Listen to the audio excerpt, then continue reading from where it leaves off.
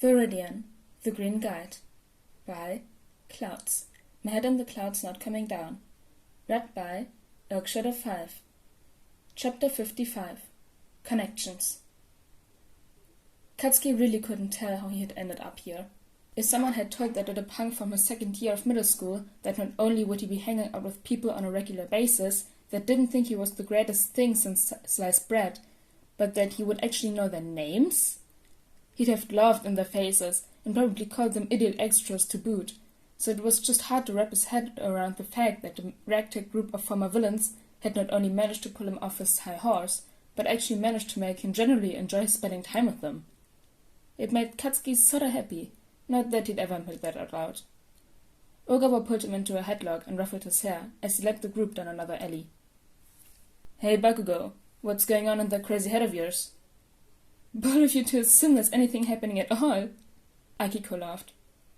"Come on, Akiko. Go easy on him. He's just a kid," Maki said. "Hey!" Katsuki shoved Ogawa off of him.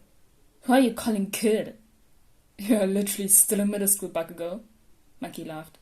"That's the definition of kid." Katsuki ran his fingers through his hair to fix whatever Ogawa had done to it and scowled. "Shut up." He was getting surprisingly good at navigating the back alleys of the city now that he'd taken to hanging out with Ogawa and the others outside of group. He could find his way to most of the popular hangouts on his own, and even knew which bars were theoretically the best for finding people like infobrokers or dealers who would be able to help him once he became a hero.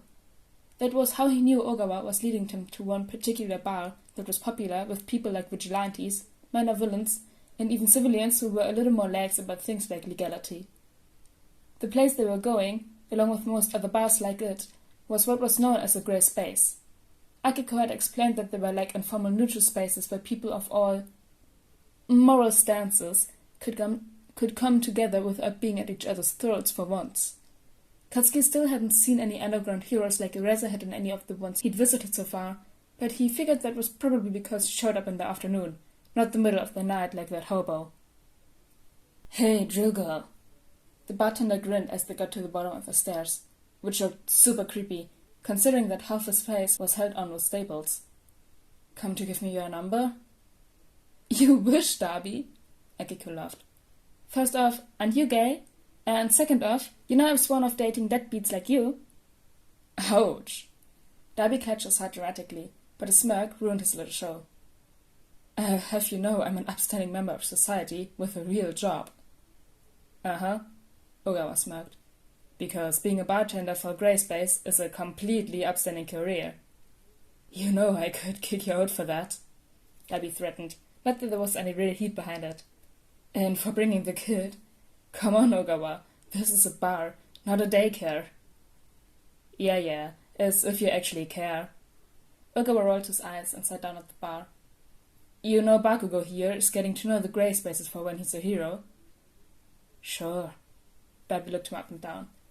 "I'm guessing you want a juice box, don't you, kid?" Katsuki glared at him and slumped down into one of the bar stools. "Fuck you." "If only my kid brother had half your backbone," Darby drawled. "Orange juice it is." Katsuki rolled his eyes, but accepted the glass. He didn't get why the bartenders at these places enjoyed giving him juice so much, but for some reason they thought it was funny to rub his age on his face. Yeah, he knew middle schoolers didn't typically get dragged into places like this, but he was having to accept that he wasn't really a typical kid. Most kids, for example, weren't actively trying to take advantage of their former role as a bully to be a better hero, so Katsuki figured he could take a few jokes about his age. "So," the bar stool creaked ominously under Maki's weight as he sat down. "Anything interesting happening lately?" Katsuki leaned forward slightly and paid attention. From what he'd learned from Ogawa and the others so far, phrases like that were used to open conversations to trade info. Most of the time, a question like that would be followed by a vague conversation about what info or resources the person asking had to trade, but sometimes, like now, the contact wouldn't have very valuable info, so they'd volunteer information and the price might be decided after. Not really, honestly. The murder of that waitress has everyone spooked. According to some of my contacts, she was actually pretty high up in one of the trigger operations, so things are gonna be quiet for the next week or two at the very least. Darby stopped wiping down the glass he was cleaning. Actually, I do have something that might interest you. Word on the street is that your brat here has a bit of competition. Ogawa glanced at Katsuki nervously, but he just shrugged. This was the first time he was hearing about it. Ogawa turned back to the bar. What do you mean by competition? Darby shrugged. I don't know everything, but I've heard from a few people that Stain's got his eye on this potential future hero who somehow convinced him not to kill him. All I know is that the kid apparently acts a bit like a villain, but he managed to impress the hero killer, so he must be pretty good. Oh, and that his name is Kachan, apparently. Katsuki couldn't control the groan that left him at that, which made the rest of the group turn and look at him curiously. His face got hot, and he downed the rest of his juice as an excuse to avoid their questions. Considering that they were still looking at him when he finished, their plan had been a failure. Well, now he had to say something, or else these extras were never going to let him hear the end of it. I was thinking that creepy freak would at least keep his mouth shut, but apparently not. Wait, Akiko gasped.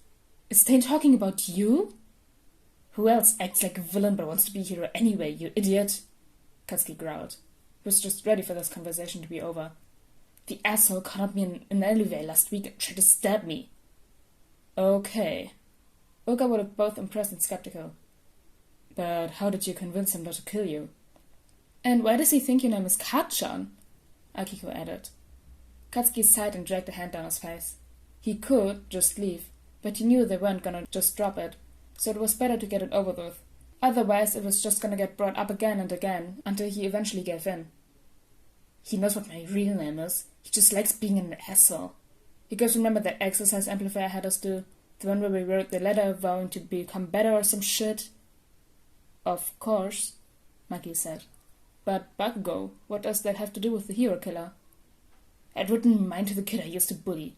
Sent it Kachan, 'cause that's what that kid used to call me. I happened to have the paper with me when Stain decided to be a psycho and attack me. Katsuki scoffed. That motherfucker read it, which, for the record, I'm more mad about than the whole trying to kill me thing. Something about me vowing to be better changed his mind about killing me or something. Said I had the seeds of heroism or some bullshit like that, so he wouldn't kill me yet. Then he decided to be a jerk and rub it in by calling me the stupid nickname I put in the letter. Yeah, that does seem like something he'd do. Darby smirked at him. He's probably doing it intentionally too. Probably sees you as whoever you put in the letter, rather than who you are today, so he's trying to mold you into who you promised that kid you'd be. Oof. Ogawa looked at him sympathetically. That sucks, man. Sorry. Katsuki shrugged. Whatever. Just means I got one more reason to be the best hero, right? He turned back to Darby. What do we owe you for the info? Are you kidding? Darby laughed. Knowing who the mysterious Kachan is that Stan keeps ranting about is more than enough. Good luck, you brat. Katsuki rolled his eyes and huffed as Akiko finally gave into her laughter. I'm so sorry, Blasty, but Kachan? It's just so funny. You're expecting this wide-eyed kid with stars in his eyes, but instead you get an arsehole with a swearing problem. Ogawa gave a shit-eating grin.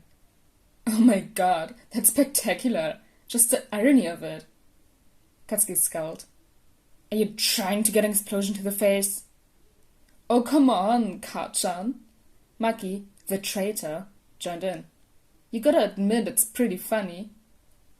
Katsuki crossed his arms and went back to his glass, which had suspiciously been refilled. I hate all of you. That didn't do anything to make his friends stop laughing. All for One did not appreciate meddling kazoo players interrupting his symphony. Once Queen Bee had gotten the feeling that one of her drones had been compromised, she had immediately cut ties with it and gone to the doctor with her concerns, who had ordered her to abandon the current host and move into the next target that they had already discussed. It was, annoyingly, much sooner than All for One had hoped to make that move, since he would have preferred a guarantee that the host would be going to UA, rather than Queen Bee having to take the exam in her body, but it wasn't enough of a disadvantage to stop the plan from moving forward. The young woman that Queen Bee had suggested had a useful enough quirk that should keep her from being discovered again, which was, unfortunately, becoming quite important. Every time Queen Bee was forced to change hosts was one more clue that heroes and meddlesome vigilantes could use to track her down, so the best they could do was make sure Queen Bee trained adequately so that she could take her place as a spy within UA once the time was right. It was simply a shame that she hadn't been able to point to who exactly had attempted to hack into her hive. She had pointed to a handful of patrons that had been acting suspiciously at the dining establishment her old host had worked in, but on further investigation, none of them had any sort of quirk that would have allowed them to hack into such a complex system. One of them had had a promising electricity quirk that might have helped, but after looking up the boy's grades, Alpha 1 had dismissed him as a possibility. An electricity quirk on its own wouldn't be enough to successfully enter Queen Bee's systems, and the boy's grades did not reflect the level of intelligence necessary for the task, which put them back to square one. Alpha 1 was fairly certain that it was, in fact, that troublesome vigilante, since he was known to hack into the hero's communication systems and must have a quirk that allowed him to control technology in that way, or at least analyze weaknesses in their systems, which was why he had immediately ordered Queen Bee to leave her old host's body visible at the diner and hang around while getting used to her new body. He had been correct in assuming that the vigilante would return there, but had been frustratingly wrong about how easy it would be to follow him home and discover his identity. Queen Bee had not been used to her new host yet, and so had somehow managed to lose the boy. It was infuriating. He would almost be tempted to get rid of her entirely for her failures, but she still had a part to play in the next movement of a symphony, which would be ready to begin as soon as he acquired one final musician. He would simply need to ensure that she and the other players kept an eye out for pesky audience members and their troublesome kazoos. One couldn't interrupt the symphony if they were safely tethered backstage, after all.